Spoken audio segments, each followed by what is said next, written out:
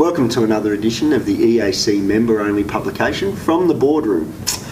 This edition I thought I'd share an interview experience with retiring Chief Operations Officer as well as Company Secretary John Carson.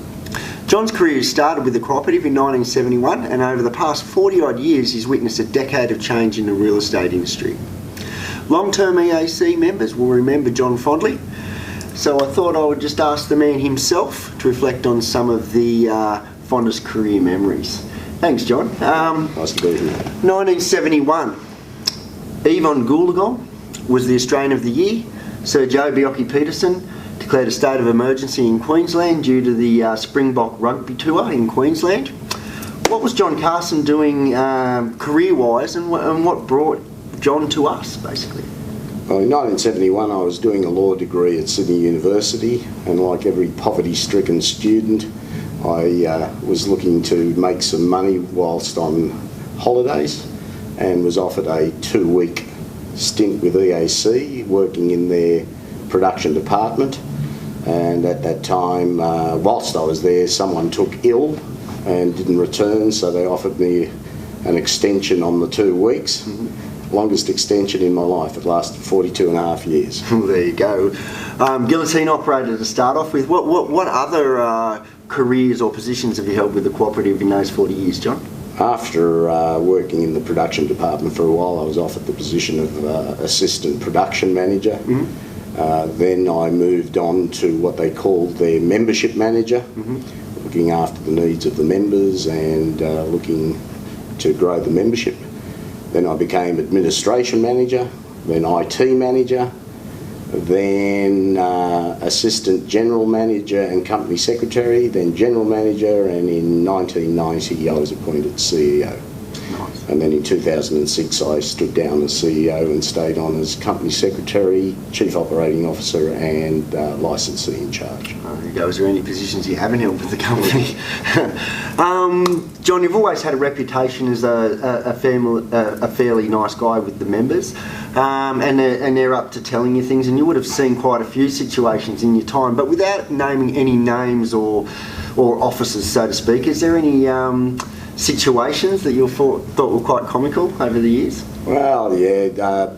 Generally, it's where members wanted you to defend them for matters that were indefensible. Mm-hmm. We had one particular agent who was brought before the board because he didn't like the fact that some agents signed up his expired listings, so he'd take a drive out to those properties and take his four-wheel drive and run over the for sale signs of the agents who had signed up those properties.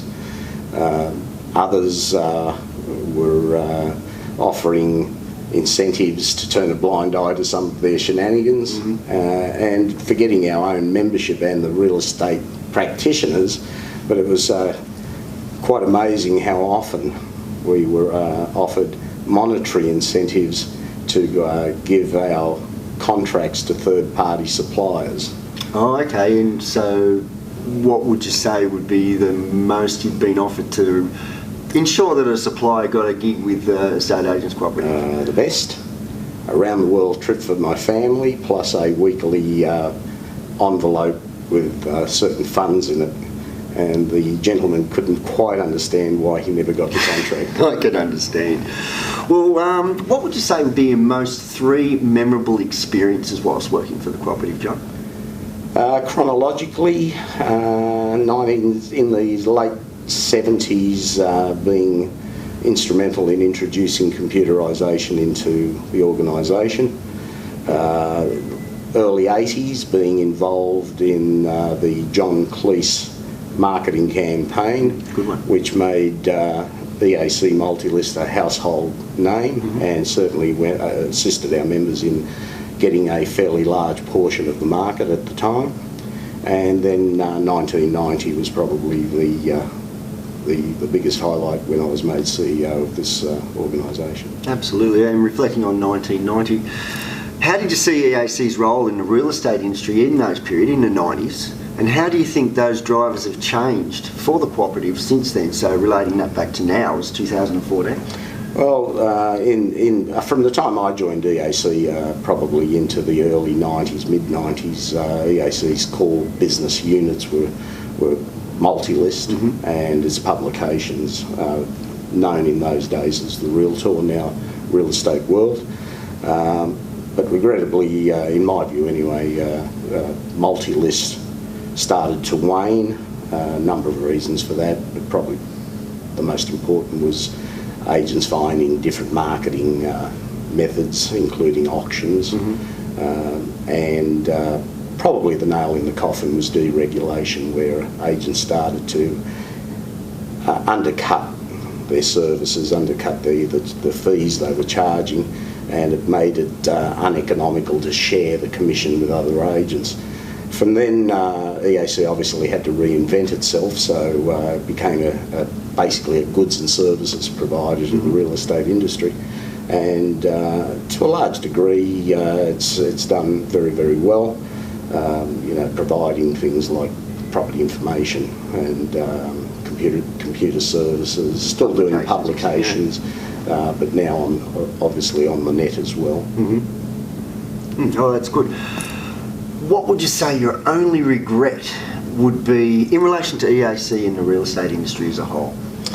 Probably my biggest regret, and it was something I would have liked to have seen before I left the industry, but it's highly unlikely to happen within the next 10 days, and that is that the industry has, in my view, failed to realise the strength they've got in their numbers and take advantage of their economies of scale. We keep lining the pockets of third-party, non-industry providers, where if the agents got together and supported an industry-based alternative, I believe not only would they save themselves a lot of money, but probably make themselves money in the long term. And unfortunately, they've failed to realise it.